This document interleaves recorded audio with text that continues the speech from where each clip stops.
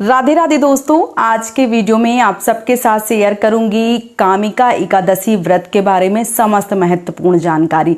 बहुत सारे लोगों के मन में असमंजस की स्थिति बनी हुई है कि कामिका एकादशी का जो व्रत है वो हम कब रखें, 20 तारीख को रखें या 21 तारीख को रखें, और जो व्रत है वो कब से शुरू हो रहा है, व्रत का जो पारण है वो हमें कब करना चाहिए। संपूर्ण जानकारी जो है वो इस वीडियो में आप सबके साथ शेयर करूंगी। तो चलिए वीडियो को कर लेते हैं शुरू और जान लेते हैं कामिका एकादशी व्रत के बारे में समस्त महत्वपूर्ण जानकारी। हिंदू धर्म में जो एकादशी तिथि है उसका सबसे ज्यादा महत्व बताया गया है। एक साल में 24 एकादशियां जो है वो पड़ती हैं। हर महीने 2 एकादशी पड़ती हैं, एक शुक्ल पक्ष में और एक कृष्ण पक्ष में। जो खरमास या मलमास लग जाता है तब 2 एकादशी जो है वो एक्स्ट्रा पड़ जाती हैं, यानी कि एक साल में तब 26 एकादशी पड़ जाती हैं। एकादशी का इतना विशेष महत्व है कि अगर व्यक्ति एकादशी का व्रत करता है तो उसे मोक्ष की प्राप्ति होती है, भगवान श्री हरि विष्णु की कृपा प्राप्त होती है। सबको एकादशी व्रत जो है वो करना चाहिए। अगर आप शरीर से सामर्थ्य नहीं है और यदि जैसे बच्चा ज़्यादा छोटा है या जो बुजुर्ग है वो बहुत ज़्यादा है, जो नहीं कर पा रहे हैं, वो ना करें। बाकी सबको एकादशी का जो व्रत है वो करना चाहिए। यदि आप एकादशी का व्रत रखते हैं तो आपको इस दिन अन्न का सेवन नहीं करना होता है, इस दिन आपको फलाहारी व्रत करना होता है। और एकादशी जो तिथि होती है या जो एकादशी व्रत होता है उसका सबसे महत्व बड़ा इसलिए है क्योंकि ये दशमी युक्त नहीं होनी चाहिए। दूसरी चीज है कि दशमी से ही जो एकादशी का व्रत का जो नियम है वो शुरू हो जाता है। आप एकादशी जब आप रखते हैं तो दशमी से ही आपको व्रत का जो नियम है वो शुरू कर देना चाहिए और एकादशी को पूरी विधिवत रूप से आपको व्रत करना चाहिए। द्वादशी तिथि में आपको सही तिथि पर सही समय पर पारण जो है वो करना चाहिए। और एकादशी व्रत का सबसे विशेष महत्व ये है कि पारण जो है वो आपको सही समय पे और सही नियम से करना चाहिए। अभी जो कामिका एकादशी का व्रत है वो कृष्ण पक्ष में, सावन कृष्ण पक्ष में पड़ रहा है, तो इसका विशेष महत्व इसलिए बढ़ रहा है क्योंकि ये सावन एकादशी पड़ रही है और कृष्ण पक्ष की एकादशी है, तो इसका विशेष महत्व है। लेकिन लोगों के मन में ये असमंजस की स्थिति बनी हुई है कि जो व्रत है वो हम कब करें, तो 20 तारीख को करें कि 21 तारीख को करें। तो देखिए 20 तारीख को व्रत नहीं करना है। 20 तारीख को जो एकादशी तिथि है वो दोपहर को 12 बजे से शुरू हो रही है। तो जो व्रत होते हैं वो जब सही तरीके से, खास करके एकादशी तिथि जो है वो अगर सही तिथि ना की जाए तो उसका पूर्ण फल जो है वो आपको नहीं मिलता है।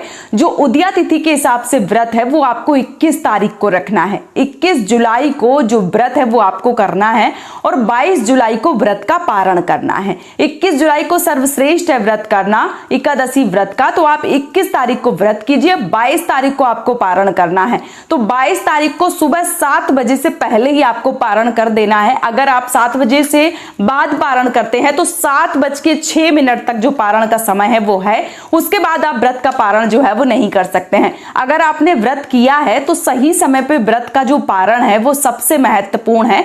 इसलिए 22 तारीख को आपको सुबह 7 बजे तक जो पारण है वो हर हाल में कर लेना चाहिए। एकादशी तिथि में जो चावल है वो वर्जित बताए गए हैं। चावल आप किसी भी प्रकार से यूज नहीं कर सकते हैं, प्रयोग में नहीं ला सकते हैं। कोशिश करिए कि इस दिन आप जो चावल है वो ना छुएं, क्योंकि इस दिन जो भी पाप होते हैं वो चावलों में आ जाते हैं और चावल छूने से आपको पाप लग सकता है। लेकिन द्वादशी जब आती है, जब व्रत का पारण किया जाता है तो चावल बनाकर ही व्रत का पारण करना चाहिए। ये सर्वश्रेष्ठ बताया गया है और ऐसा माना जाता है कि एकादशी व्रत के पारण में यदि आप चावल खाते हैं तो व्रत जो है वो संपूर्ण माना जाता है। इसलिए एकादशी व्रत का जो पारण है वो आपको सही समय पर करना है और आपको चावल जो है वो जरूर प्रयोग में लाने हैं। अब देखिए बहुत सारे लोगों का ऐसा भी मानना है कि एकादशी के व्रत का जो पारण है वो चावलों से हमें नहीं करना चाहिए। कुछ लोग कहते हैं करना चाहिए। वो आप अपने घर की परंपरा के अनुसार देख लीजिए कि आप शुरू से क्या करते चले आ रहे हैं। लेकिन आप जो द्वादशी में जो चावल है वो बनाइए जरूर घर में, ये सर्वश्रेष्ठ होता है। क्योंकि एकादशी में जो व्रत में चावल है वो ना चढ़ते हैं, ना छुए जाते हैं, ना खाए जाते हैं।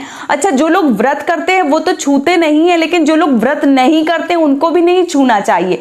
इस दिन जो मान लीजिए कि एक तरीके से जब आप पूजा करते हैं, भगवान श्री हरि विष्णु को, माता लक्ष्मी को विराजमान करते हैं, तो आप उनको पुष्प का आसन दे सकते हैं, या आप चाहे तो तिल का आसन दे सकते हैं। लेकिन चावलों का आसन, चावल जो है वो पूर्णतः इस दिन वर्जित होते हैं, तो चावल का प्रयोग आपको नहीं करना चाहिए।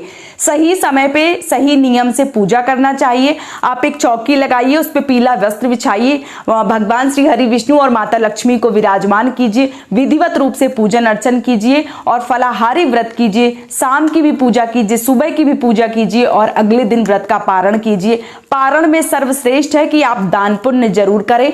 जितने आपके सामर्थ्य के अनुसार है उतना आप अन्न का दान करें, पैसों का दान करें, और उनको ही दान करें जिनको जरूरत है। ऐसा नहीं कि किसी को भी उठा के दे दो। अभी देखिए, अभी आप पता चले जिसको दान कर रहे हैं वाकई में उसको दान की जरूरत ना हो, है ना, तो आप उसको दान दीजिए जिसको जरूरत है।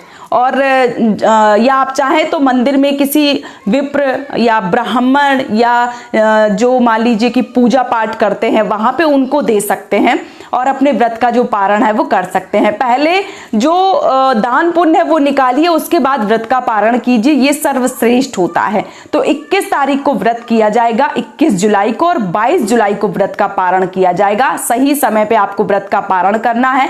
और हाँ, कथा जो है वो सुनना अनिवार्य होता है, तो आपको कामिका एकादशी व्रत की कथा जरूर पढ़नी है, सुननी है।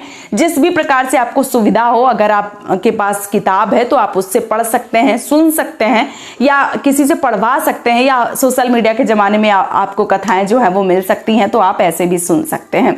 तो 21 तारीख को बिना किसी मन में संशय लाए हुए आप 21 तारीख को कामिका एकादशी का व्रत जो है वो कीजिए। 22 तारीख को व्रत का पारण कीजिए और अपनी समस्त मनोकामनाओं को पूर्ण कर लीजिए। मोक्ष की प्राप्ति चाहते हैं तो एकादशी का व्रत का जो व्रत है वो आपको जरूर करना चाहिए। उम्मीद करती हूँ कामिका एकादशी व्रत के बारे में आपको समस्त जानकारी मिल गई होगी। वीडियो आपको अगर पसंद आया है तो आप हमें सपोर्ट कर सकते हैं इस चैनल को सब्सक्राइब करके और वीडियो को लाइक करके। पूजा पाठ से जुड़ी अगर जानकारी प्राप्त करना चाहते हैं या खाटू श्याम से जुड़े कोई भी चमत्कारी उपाय जानना चाहते हैं तो आप इस चैनल से जुड़ सकते हैं। और कमेंट बॉक्स में जय श्री श्याम, राधे राधे जो है वो जरूर लिखिए। भगवान आपकी समस्त मनोकामनाओं को पूर्ण करें, यही कामना करती हूं। और इसी कामना के साथ आज का जो वीडियो है वो मैं समाप्त कर रही हूं। दोस्तों, बहुत जल्दी मिलूंगी एक और नए वीडियो के साथ में। तब तक के लिए राधे राधे, जय श्री श्याम।